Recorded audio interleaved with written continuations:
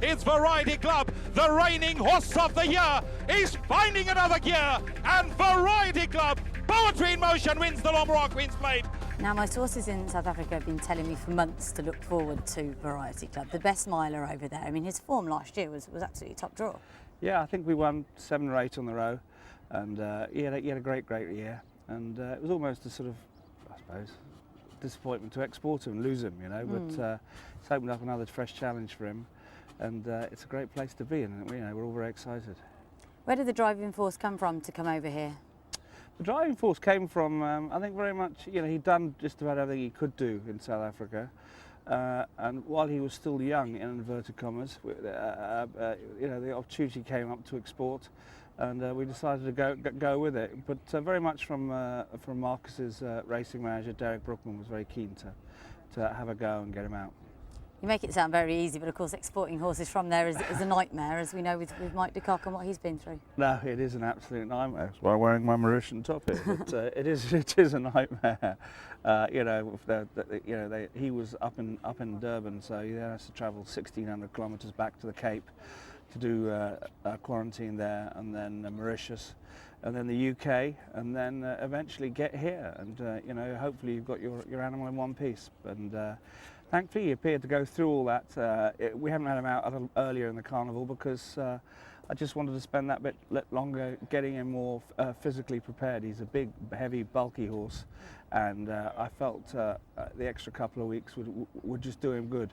You know, he's a sort of horse that we've spelled a lot in South Africa. In between races, we give him a burst of 3 races, maybe 4, and then stick him away on a farm to let him do nothing for a period. So, you know, I do know what it's like trying to bring him back from a break, and roughly how long it takes, and what is required. But this was a bit more extended in an 8-month period. So we're into, you know, new ground, obviously new ground in the surface he's running on, and a new ground with the extended 8-month period. But, you know, thankfully during that 8-month period, it was a period that he had no problems. So it was just a period of rest, recuperation, and he's had a good 4.5 months back working, and so I think his fitness levels are pretty good.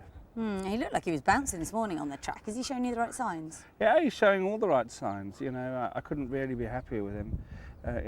In many instances, you know, things just couldn't really be much better. So, you know, he's had a great prep. His work's been good. He's eating, and you know, all his times have been good, which has been impressive.